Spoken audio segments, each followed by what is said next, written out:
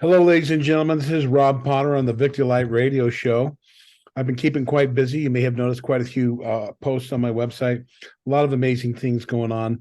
Working on getting some people to get this new information, or preparing for a lot of data dumps this year. You see this gentleman here. I'm going to introduce you to him in just a moment.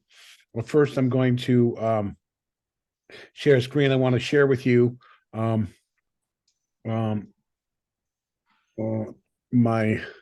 website real quickly, and we're going to go into I think this is my Mount Shasta Summer Conference page. Folks, please sign up. The tickets are going to be going up in Valentine's Day,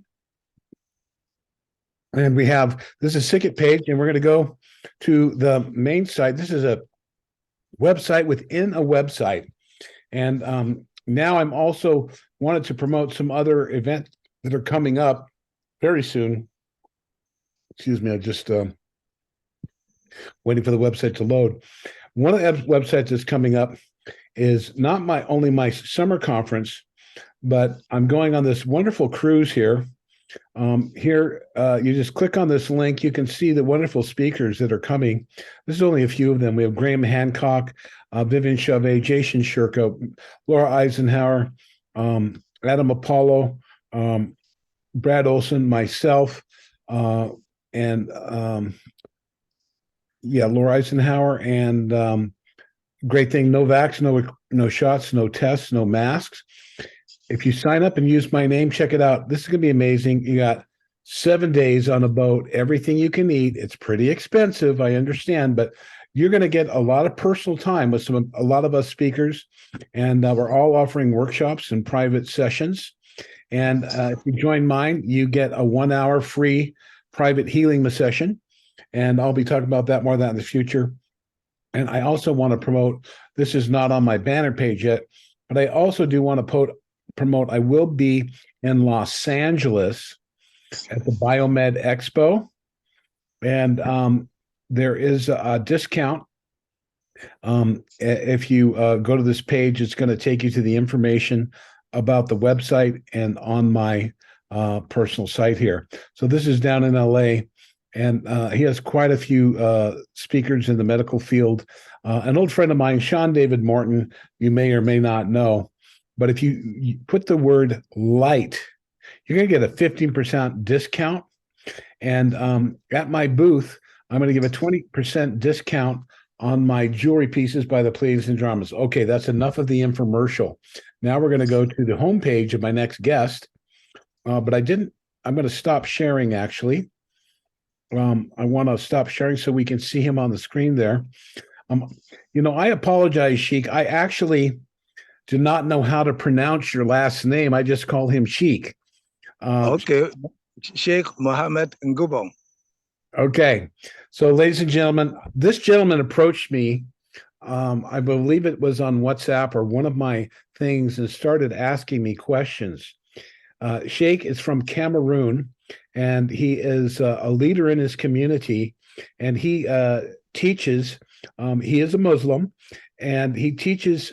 He speaks English and French, and he teaches some youth and some information, and he's opening their minds to get the amazing plan of redemption and the new earth, and the takedown of the criminals in our corrupted political systems, and the liberation of planet Earth. And he's learning a lot about the galactic. So I want to thank you for coming on and sharing your time here, Sheik. The pleasure is all mine. Right. Well, I'm gonna read his biography here. He has a website about engineering and contracts. He got his master's of science degree in mechanical engineering. He got his bachelor's in honorary in mechanical engineering. He finished his A-level and zero-level Cameroon Protestant College in Bali. And he's very interested in the promotion of Islam and the impact of Islam No, this is not Sharia law. This is the spiritual connection to God. All religions have something positive to say. So I want to get off of this narrative of mind control about any religion being better than any another. Sheik and I have spoken when I spoke with his group, and I emphasized that we're all one family. We're all on one brothers and sisters on the planet. We're all equal, and we all live in service, and our lives belong to God. You could call him, Hindus call him Brahma. The Buddhist would call it the Buddhic light or the pure white light, or the Muslims would call it Allah. Now, both of us are not caught up into the things or anything like this, but he tries to be up to date with the technological and scientific progress in the world through personal effort, a reasonable and practical experience in electrical and electronic design.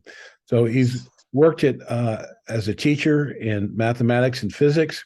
He's taught company executives. So here is this fine young man. I won't call him young. To me, he's probably a bit young, but I'm going to share his website here, and you can maybe check it out. But he is a mover and a shaker. I introduced him to the Kim Gogan Life Force team, and she's been going through some changes in her website. He's researched it. I just gave him some information how we can send his files as a reporter. And I'm going to share his screen here, and then I'm going to invite him to talk a little bit about anything he wants, and I'll ask him some questions. So this is his website, folks. It's quite difficult to pronounce for the English language, but so you know, I'll just say it out real quick. NGUBONG hyphen engineering.wixsite.com. You can replay this on your computer or freeze it if you have any interesting and interest in engineering, or if you're in Africa or Cameroon or anywhere in the African continent and you would like some higher understanding. He has a tremendous powerful influence amongst his people and teachers and training, and we just had a great conversation.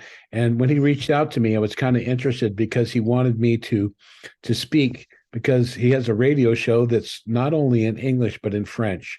So here is his stuff and going on. But this gentleman is a wonderful influence in his community.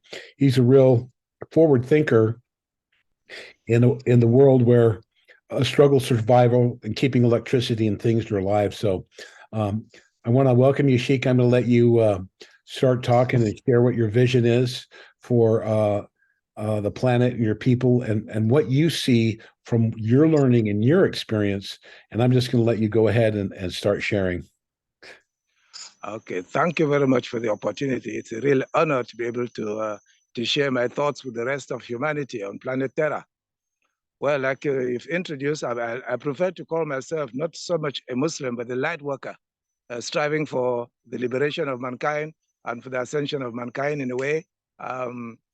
Now, I think the most important thing for us now in the world is for human beings to break free from the chains of control, break free from slavery. And when I talk of slavery, I don't just mean people in chains. You've got different forms of slavery which mankind has been going through.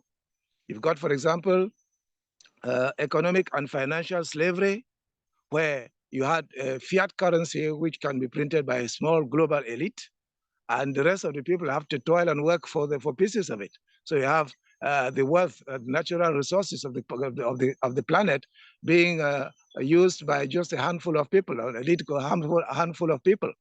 And such a situation is very unjust for those who are not amongst the elite. And the whole thing was kind of institutionalized, so that it's very difficult. About 23 African leaders have been killed because they tried to break their people free from this change, the change of economic and financial slavery. The most recent one you can think of is Gaddafi. He tried to introduce a new type of currency in Africa, where Africa would use gold, because he had stockpiled about 144 tons of gold to use in this new African currency, and he was killed. Although, of course, your media wouldn't tell you that, because your media is controlled again by the global elite. And they've discovered that if the human being hears the same piece of information from 8 different sources, then he would take that to be the truth. So you've got economic and financial slavery. You have cultural slavery, where the cultures of certain people are given value more than the cultures of others. And you have what you might call academic slavery, where the people are educated in such a way that it satisfies the interests of some people and not another. I'll give you an example. In the 16th and 17th century in America, medicine, the way it was practiced, was very different from what we have today. What we have today is a small group of people called Rockefeller, who completely transformed the medical profession and introduced artificial pharmaceutical products, which they could patent in order to make themselves a lot of money. And they now reoriented the whole direction of the medical schools, the Food and Drug Administration, and all those things were all now tailor-made to follow their interests. Meanwhile, real natural medicine is far better. I'm here standing in the jungle with a lot of natural products which have been created right from the beginning. And there's this Dr. Sabi in America who did wonders, including curing 13 people with AIDS. And what did they do? He ended up dead. So that kind of slavery must go. And I understand that from our brothers from outer space, that we're soon going to have med beds, vibratory medicine, and all the kinds of illnesses which are uncurable here in the world will disappear. Now, the other type of slavery we should come out of is what you might call spiritual or religious slavery, where certain religious values are imposed on others, and their own instinctive natural values are sidetracked in order to impose something from abroad. You've had that done by Christian or so-called Christian people in Africa. You've had that done by Muslims who came and impose certain things. Religion is supposed to be a free will type of thing. The Almighty God in the Quran says himself, La ikraha fi din. There is no obligation in the matter of religion. So in extending any kind of religious belief, value should be given to the indigenous people, the way they live, the way they think, their nutritional values, and things of that nature. That hasn't been the case. You've also had political slavery, where certain political systems are imposed on others, and they don't seem to be able to wrap their minds around it. And you get all kinds of double standards, where someone is called dictator because he's not agreeing to Western or to foreign standards, foreign agendas, and others who are even really dictatorial are accepted. I'll give you an example. How many times have you heard that there was voting in Saudi Arabia? But when you hear about all the regimes which are supposed to be bad, I'm not saying that the Saudi regime is bad. No, am I saying that democracy is the ideal? That is a Western concept. We've had in Libya, there was no democracy, but Libya had the highest standard of living in Africa. In Libya, loans were free. In Libya, all newly wedded couples had about $50,000 to build their homes. In Libya, electricity and water was free. Education was free. Now, that is what I call a free society. It has nothing to do with the political system. Now, by imposing so-called democracy, which in reality is the control of the elite, because in case you American think you're free, I'd like to remind you that you're not. You see, the left wing and right wing are controlled by the same group of people who make you to go left this time, then right the other time, and so on and so on. And you think you're choosing. You're not choosing anything. They've already determined what route to take. So now I think my hope for the future is a planet in which people are free, a planet which has either one leader or a group or council or something which manages the affairs of the planet, a planet where value will be given to natural resources. It pains me to see the number of hundreds and hundreds of logs of wood which are carried from Africa to go and do what I don't know. Some of those trees have taken 400 years to reach that size, and it is cut down and carried away. I'm standing in the forest here, and I can see on the ground, I can see the tracks of some wild animals. So all is not lost. If we can stop the wasting now, if we can stop the irresponsible exploitation now, then we can save the planet. So I'd like to see a world where the financial system, I understand there's quantum financial system coming, where we have a more equitable and just financial system, a system which, because money in reality is energy. I remember in the speech of Vrilong in the 1970s, who hijacked or who hacked the British television. It was Vrilong was the representative of the Ashtar Galactic Command. He broadcast a message, and it was interesting to see that he called money energy. So money is energy. And what we have been having in the world is some people have been spending their energy to get pieces of paper which others just printed. That is not fair. We should have a system where a more just system of money is put. And I'm very happy that many countries, including Russia and some other African countries, are trying to come up with gold-backed solutions. I deplore the fact that the Ghanaian president recently decided to start buying petroleum with gold. And then suddenly there was an earthquake in Accra. I'm not daft. I know that there are seismic weapons. And I know what happened to other people who have come across, who have stood up against the agenda of the bad guys. You had, for example, the Tanzanian president, John Magufuli, who was killed because he would not stand up to the COVID agenda. You have Pierre Nkurunziza of Burundi, who was killed for the same reason. And Zelami of Swaziland, who was killed for the same reason. Ahmad Bakayoko, the prime minister of Cote d'Ivoire, was killed. Even the president of Haiti was killed for that same reason. Meanwhile, John Magufuli did something very spectacular. You see, this president, the former president of Tanzania, was asked by training a medical doctor in school. And he got some vials. And in those vials, he put in one engine oil, in another pawpaw juice, in the third one, the blood of a sheep, in the fourth one, the blood of a goat, and the fifth one, the blood of a bird, which they call the dequela. And then he called people from the Center for Disease Control and put those vials and gave human names to them. Then he asked them, these are people who are working at the presidency. Can you check, please, to see whether they are infected with COVID or not? And apparently, when the results came, pawpaw juice was positive, engine oil was positive. So he made a press conference and asked them, what on earth are you people testing? And am I supposed to put all the pawpaw trees in my country in quarantine? Pawpaw is what you people call sometimes papaya. It's a tropical fruit, very, very delicious. So John Magufuli exposed them, and they had to kill him. Now, I like a world where such things no longer exist, where there is peace and harmony everywhere, where everyone is respected for his values and customs, and where the financial system is equitable, where there is no more manipulation of religion in order to make people to go to war. Don't give me a lot of lies about the so-called Muslim jihadists. We all know what is happening. You people are the ones who are manipulating. At one moment, you're collaborating with some groups when it satisfies your agenda. At another moment, you take advantage of their naivety and their simple-mindedness to go and give them arms to stand up and fight a regime which you don't want. It has nothing to do with Muslims and Islam.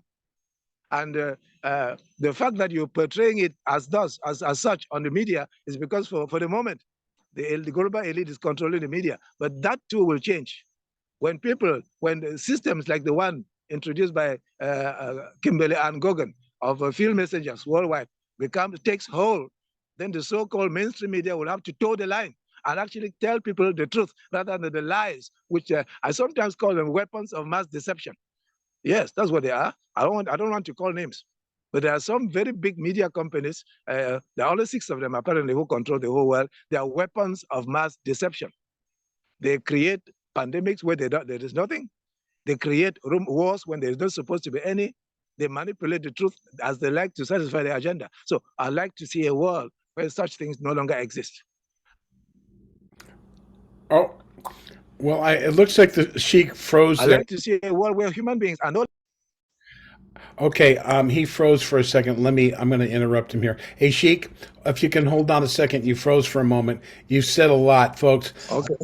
I want you to listen carefully. The Sheik spoke.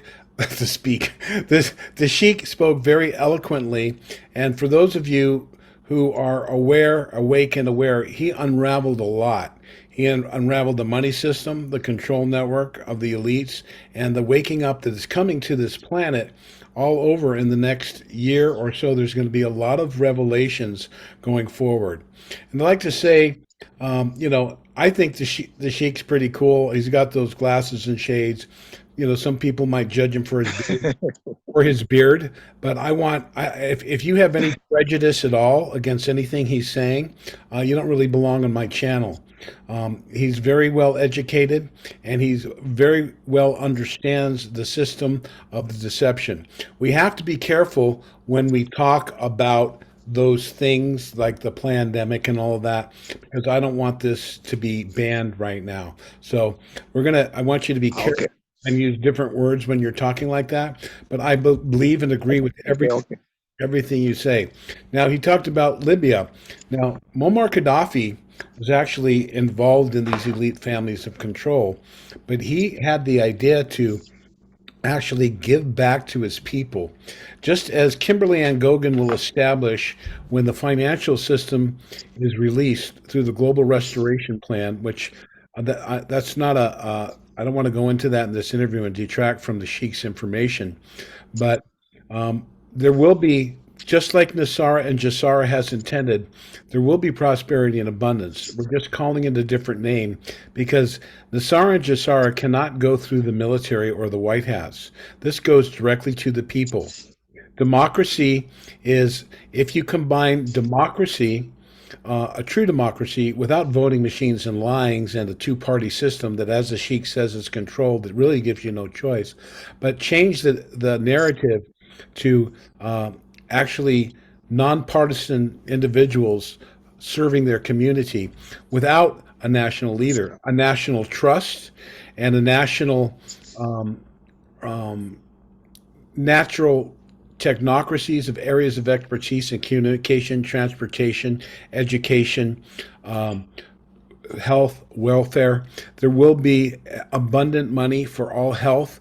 The allopathic medicine will be exposed, and natural new technologies are and will coming forward as soon as the corrupt individuals are arrested and removed. They are running a narrative that's unable to be fulfilled right now. So the Sheikh has said a lot of amazing things here. Now, not that Gaddafi was perfect, but and I'm not supporting, he was blamed for a lot of false flags from Libya that they were harboring. This was a takedown of planted. There's lots of evidence there. It's like a JFK or a Columbine or a 9/11 for those of you who are aware of. They're not, people call us conspiracy nuts. We're just people who have realized the lies and corruption, and we've seen enough of it, and we've looked at the evidence. So, again, I'm not promoting Islam. I'm not promoting Muammar Gaddafi. He's not promoting any jihad or any secular religion. Because I know that a lot of people are really upset at Muslims overall, like Trump wanted to ban Muslims. We can't put everyone under a thing. The word religion stands from the Latin religare, to reunite. And it's an individual term that's associated with your faith in God, whatever you perceive it to be, but to reconnect yourself to your divine spark, whether you call the Christ consciousness, the Krishna consciousness, or the whatever the pure Buddhic field. It's the essence of recognizing that we're all one in this quantum field. And as we're all one, we're all part of each other. And this is where, as we develop in our spiritual vibration and connect to these new abilities that are coming forward because of the galactic help that's taking place right now, you're going to see a tremendous amount of changes, at least in the removal of the criminals on the planet, and all of their things are going to unravel. But I think the Sheik has been reporting to me many different things, and I want to thank you for this, Sheik. I wanted to ask you a couple of questions here, and you can go on and maybe give some more details. He's given some great examples to support what he's talking about. You were telling me he's having problems, like we're trying to get our schedule kind of far off, and we had some times. We've also had internet problems, and one time we were going to meet, and we had to do this meeting, and we had a rolling blackout. And what happens is, folks, is the elites control the money in Africa, and they take the resources of the planet. They own them by paying the leaders. And he mentioned, I want to bring this up. He mentioned the leaders who have stood up against COVID. And I'm not going to say anything about what that is, but it was funny that those who refused to quarantine and do those things ended up getting murdered. So this is going to escalate in the revelation for those that are sleeping. Oh my gosh, we lost the Sheik. Hopefully he'll come back in. I was just getting ready to hand it over, but I wanted to address some of these issues with him because of his lion heart, so to speak. So let's see. I guess I can ad lib here about Africa. Africa has some of the finest, loving people on the planet. They're very, very family and tribal oriented. They're not backward people. The measure of society is not technology and what you know. The measure of a society is how you take care of the least of you. And in tribes, there is a true family relationship. And they take care of the least of them, their elderly and the children, in a communal sense. So there's a lot of misconceptions, a lot of judgment, and a lot of criticism from people in other countries. And the bad guys, I'm glad you came back, Sheik. The bad guys Right. have been destroying the natural tribal relationships in India, the East India Company, and we know America. We know the Indian tribes from the Spanish conquistadors and their alleged religious takeover and their greed for gold. So we see this constant intervention in by people who have more power and more technology, and we need to honor people's cultures. Now, Sheik, I want to ask you. I just came ready to have you speak, and you lost it. But can you tell us a little bit about the difficulties the people are facing in Cameroon? You probably will do some field messenger reports in the very near future, but I would like you to share some of the challenges that your people are facing, and they've raised the price of food. Why don't you talk about what's going on in Cameroon now, and Right. how what you Well, think is a way to overcome basically, that? people in Cameroon, they don't really care very much about politics. They just want to be given a chance to live a simple life. Are you there? They just want to be given a chance to live a simple life. I'm here. I And just want you to have the screen. okay, okay. They just want a chance to live a simple life. And unfortunately, we are going through a period in the world where people can't really imagine the amount of pressure which the leaders of third world countries, especially African countries, are facing. There are really many things those leaders would like to do for their people, but their hands are tied. Because if you try to do something, your country is either destabilized by using media mongering, or some kind of group somewhere is going to be armed to start a rebellion and things of that nature. So Cameroon, just like many other African countries, has been fighting to be allowed to have their own currency, for example. Up till now, 2022, the French-speaking African countries don't yet have their own currency. What a situation on so-called independence, when the French, who did not want to lose Africa, made an arrangement which involved owning Africa. In other words, under the arrangement with the French, when we in Africa sell goods abroad and earn dollars and yen and whatever, we have to carry all this foreign currency back to the French treasury, who will now receive this and print CFA notes to give us. If we find any raw material or anything useful like a diamond, gold, so whatever, we have to first ask the French, and we can only sell to someone else if the French are not interested. And there are many other terrible arrangements like that. So it actually keeps the people slaves. And like I told you before, 23 African leaders have been killed trying to break free from this system. Now, because of that system, the local currency is pegged to the euro. And because of the war happening in Ukraine and the effect of what we went through in the world, this stuff and all the rest, a kind of inflation attacked the eurozone, and that automatically moved to those countries with those currencies which were pegged to the euro. And so the population is now complaining of hyperinflation. Things are becoming expensive on a daily basis. You buy something for about 200 of our local units, local currency today, and tomorrow you go, they tell you it's 250. It's really something which the population has never seen before. We're also, like many other countries, living under the situation of, let us say, deception. Because in this world today, many people who are appearing as leaders are actually avatars. And that kind of deception means that rulership doesn't have the same meaning it used to have. I don't know how the global, those fighting against the global domination are going to handle it, because I understand such things are even in Europe and Asia as well, where people are no longer with us and they're replaced with avatars using technology. Africa is no exception. We're having that kind of thing going on. And the population, of course, many of them do not quite realize, but on an intuitive level, everybody knows. On an intuitive level, everybody knows what is happening. But no one is, no one wants to start to speak out, but we all know. Now, so we in Cameroon, people are hoping for a change in the global economic and financial system.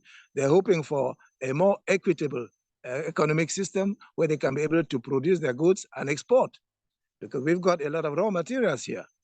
We've got bauxite, we've got iron ore, we've got gold, we've got diamonds. The former minister of communication even said that the biggest diamond reserve has been found in Cameroon.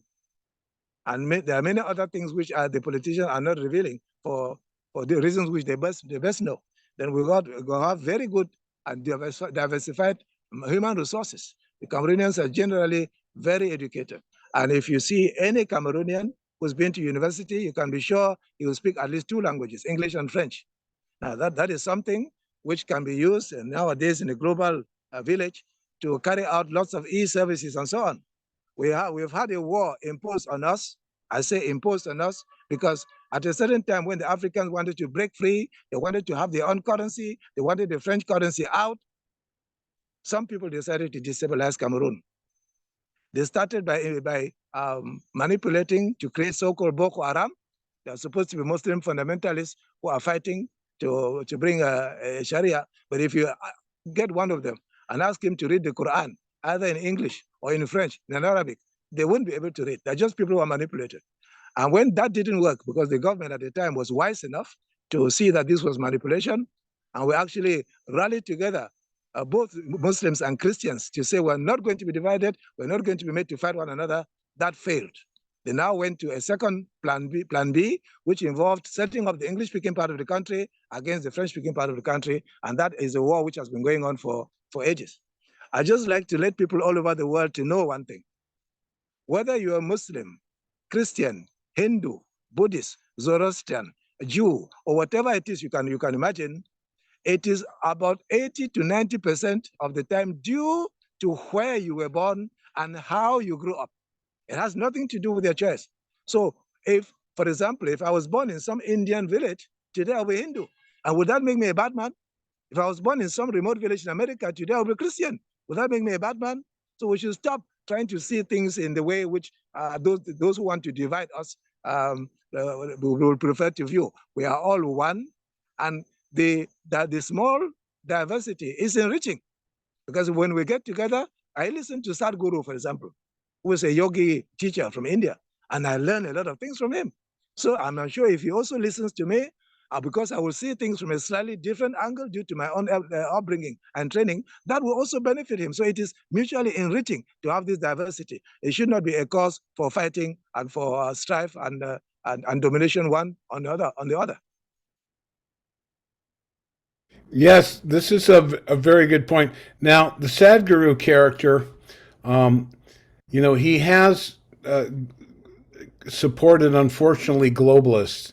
He's seen hugging Klaus Schwab, and I think he's well intended. I don't think he has a discernment of how he's being used by some of these globalist elitists who are working on the depopulation agendas and other aspects of what's going on.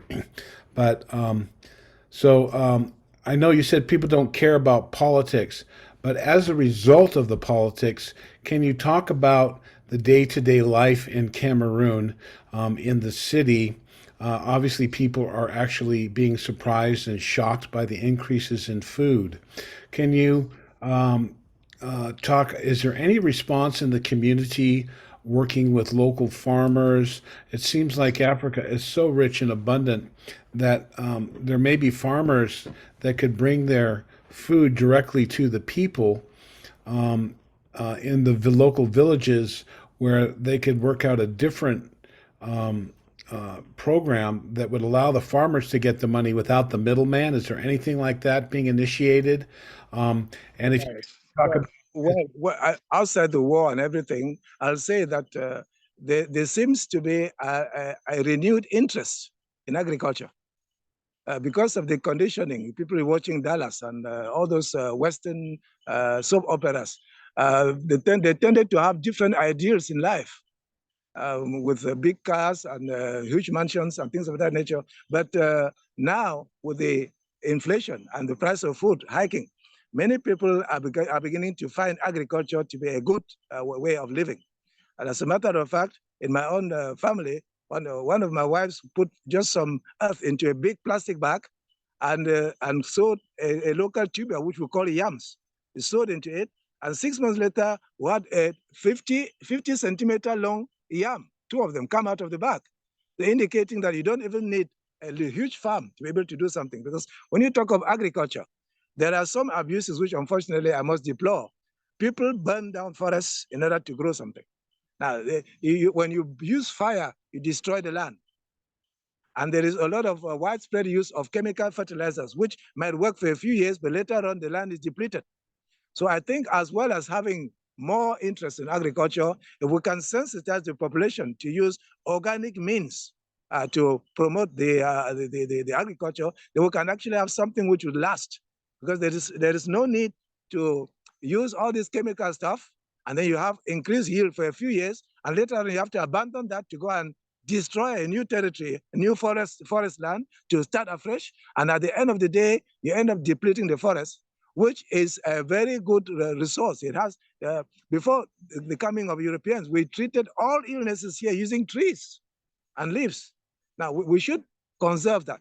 So what is the situation as far as food and so on is concerned? The price of food is going up, but that is making people to innovate. I've seen bread produced from cassava and potatoes instead of wheat from Ukraine. So that is indicating that people can adjust and adapt their situation to what is happening. What Africans and Cameroonians in particular are now understanding is that we should run away from processed foods, canned foods, and packaged foods into natural food, which is grown biologically and grown in an environmentally friendly manner, because that is the only way to protect ourselves from certain types of illnesses which people have grown to develop. Right now in Cameroon, I'm an imam, and I receive many people who have tried hospital cures for things like impotency, that is sexual incapability, and they can't succeed. And what do we find is the main cause? There's certain pharmaceutical products which tend to feminize the fetus. It was published by the University of Copenhagen, and it has been made very cheap here so that people use it all the time. You have growth hormones which are used to grow chicken farms, chicken in poultry farms, which according to one doctor friend of mine, it feminizes men and makes the girls to have their puberty at a very early age. And it also causes sexual impotency to such an extent that he even made a joke. He said, if you get a tree bark right now and stand somewhere in a public area in Cameroon, and you say, this bag can solve your problem of sexual weakness, you're going to have many people calling you from the side, from behind the houses, because those kinds of things are not discussed in public. So to stand from behind the house somewhere and signal to you that come over here, let's see what you've got. Now, we have, there is this stock cube which is put in food, which has been widespread in Africa. Meanwhile, it is clearly demonstrated that it contains monosodium glutamate, which has cancerogenic properties, which destroys. It is used actually in West Africa to castrate animals. In other words, if you want your male sheep or goat to stop procreating so that it can grow fat, they actually get this stock cube, which is put in food. They put it in water and let the goat drink, and the male goat becomes completely impotent. Now, that kind of situation, so we've had poisoning. And according to Dr. Brian Ardis, we had situations where even on a global basis, some of the cosmetic products are having venoms and things like that put into it in order to bring the depopulation agenda. So Africa has been strongly hit by that. But because nature is very strong, we understand that despite all these efforts, we had the lowest incidence of certain global issues here in Africa because people, up till now, they still rely on nature more than anything else. You know, folks, I have to say, he's really kicking some butt here. I think, you know, I'm going to vote you for the top 10 conspiracy theorist of Cameroon, if not the top five. But he really has some understanding of what's going on. And the root cause of this, of course, is a concerted effort by the manipulators. For instance, I want to tell you something about DDT. It took years, but they finally banned it in America. Well, they they just pushed it on Africa and South America. This is an absolute poison. We now have Roundup, which is just as bad as everything else. And if anyone remembers when the helicopters were spraying over, they happened to spray in Watts and in Mexico and in Anaheim, where the Spanish neighborhoods were in East LA. They were having helicopters spray to kill mosquitoes, to stop some plague. Yeah, Well, I know what kind of mosquitoes. well, yeah, the homeboys in the hood started shooting at the helicopters, and that ended that. Now, that was before the chemtrails. Now they have a government aerial spraying program. And for those of you who don't know, you could research the word chemtrails, and most of the people who are going to watch my site understand that there's an aerial spraying program of heavy metals and nanographene particles that are designed to go into your body and to replicate to make you a stronger antenna for a mind control frequency. But I can promise you, friends, the galactic federations have come together, and behind the scenes, the battle for the liberation of mankind is working very hard behind the scenes to remove certain elements of the computer technology. Not that the spraying has stopped yet, but there are elements that are working against this agenda. Mankind needs to wake up. They do not want to put us into fear. We need to take responsibility, and we need to be able to stand up and to refuse. We don't have to fight those forces that be. They're going to go away because they don't have any money, folks. They really don't. The National Guard was not paid last week. So a lot of National Guardsmen are very upset. You're going to see a spiraling decline. Where did the money go? Where did the money come from? Why is it gone? And I'm just going to have to say, you can, I would just say that there's a channel you can go to. A lot of people get very upset and triggered by this, I think because it's a woman. But there's some positive things going on. So let's see, Sheik. We have about another 14 minutes. Is there anything that you would like to take off the sunglasses for a second? If it's not too bright. Let's see those shiny eyes of yours. Yeah, of course. So if you can. So he's a very warm and generous heart, and he knows his stuff. And I'm really happy that he's sharing a lot of the main points of this control network. And I don't want this to become a negative Nancy thing for you guys, because I talk about this stuff, but this is to get us thinking, how are we going to overcome this? You're not going to be able to go to your Department of Health. You're not going to be able to go to your universities to get their grants from globalist corporations that lie and put out research that is false. As he said, their world leaders actually, if they don't play the game, they are offered $700 million personally for them if they sell out their country in one hand, and in the other, they offer assassin's bullet. Daniel Ortega talked about this and complained he wanted to help his people, and he was forced to deliver drugs to George Bush as part of the Iran Contra scandal, where the U.S. government was laundering money and selling arms and fomenting wars. This is all the black operations of the governments. They're nothing more than money siphoning. Money does represent energy. For you, it's your time and effort. And the Venusians would like to see us come to a fair, equitable economic system, a democratic system, and a system that rewards people equally with a sharing of the resources. And until we stop wars, there can't be open contact. They do not want a dictatorship.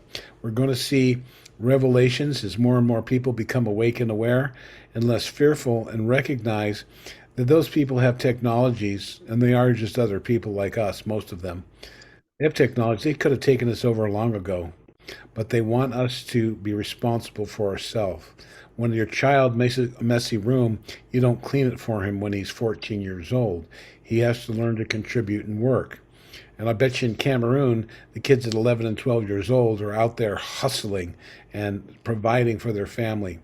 So, Sheik, I'd like to give you the floor again here for the rest of the time to go ahead and start sharing some final thoughts and wrap up some information. If you think there's anything else important to share with our audience, your knowledge and what you've been studying your whole life to come to these conclusions, you certainly seem like an awake individual. We can go a little bit over too, so please continue.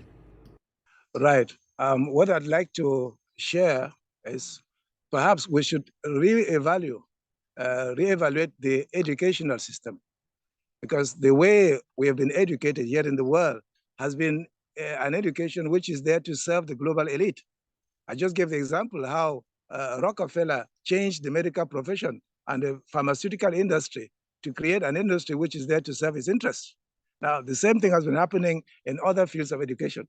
For example, how many people have been killed because they tried to develop fuel-less energy systems? Recently, I saw published by one of my friends in France, Chris Ession, a young man in Zimbabwe who produced a flat screen television which could work without being connected to electricity supply. That is, in a way, free energy or fuel-less energy. That is energy from the etheric energy field. Now, if you put government-killed inventor as a keyword in YouTube, for example, you're going to find an American who successfully produced a car which is run by using magnets, a magnetic motor, so to speak. And I've seen many other people do the same thing. You have in India, for example, Paramahamsi Tiwari, it's an Indian engineer who produced, initially he said was an enhanced generator, but he didn't mention the fact that it was an over-unity device because he wanted the patent, and he got the patent. Then he told those people that, well, this is an over-unity device. In other words, if you put in 1 kilowatt, you can get 1.49 kilowatts out. So you can take 1 kilowatt out of the energy coming out and feedback in the inside. Now, so we need to get together in the world, because to break the hold of the petroleum industry, we're talking about an industry which is $700 trillion worth. There are many people who are going to lose a lot of money if we get out of petroleum. And that is why they get things which are very far off. They leave the fuel-less energy devices, which are easier to get, and they want to bring nuclear fusion, which is something which is very long way in the future. So we should change the educational system and give more leeway for local innovation and initiatives. Let us not have this centralized system where a small group of people are there to validate and accept whether somebody knows or not. Because if you give anybody that power, he will use that power to control you. He uses that power to make you only validate that you know when the knowledge is going to serve him. That is the situation now in the world. Now we should get away from that and get out of academic slavery.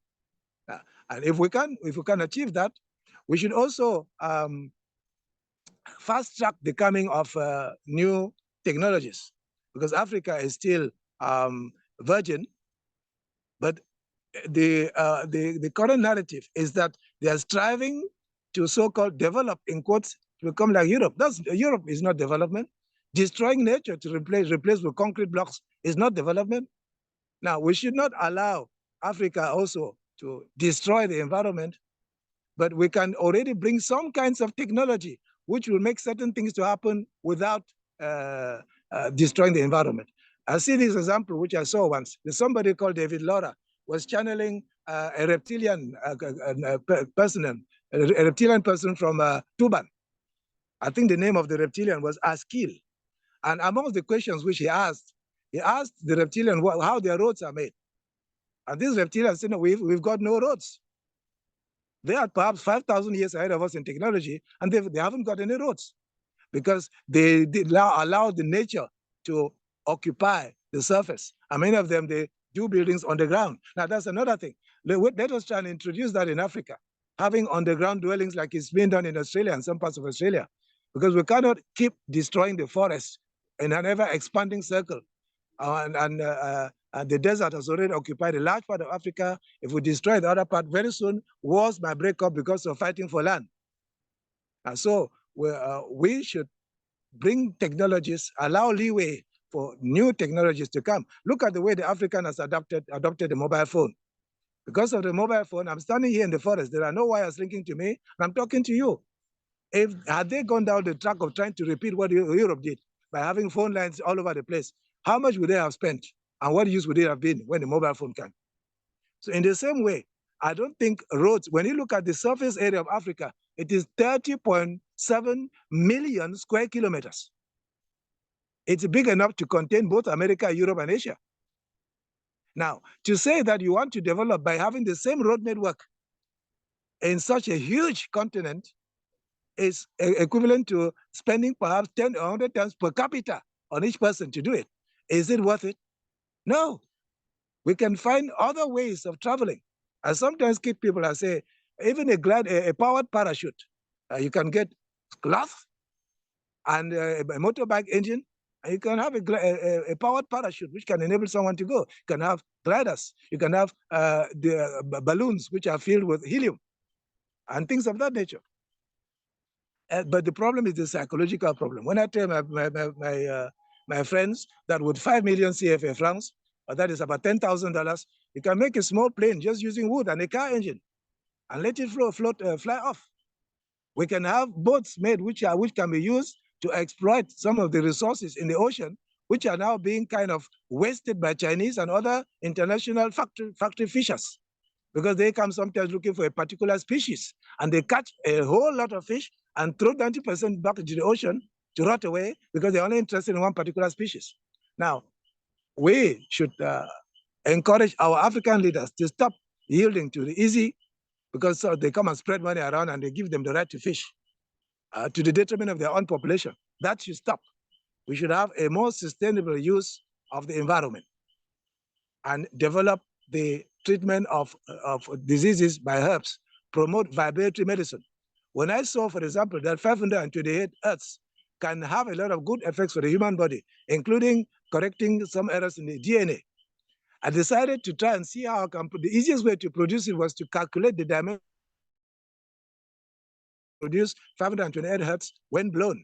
And when I produced this pipe, I then noticed that many of the local, traditional, so-called uneducated healers, they all have pipes which they use to blow when people come to have different types of treatment. In other words, the medicine which the traditional healers are doing is in some aspects more advanced than what they've imported from Europe.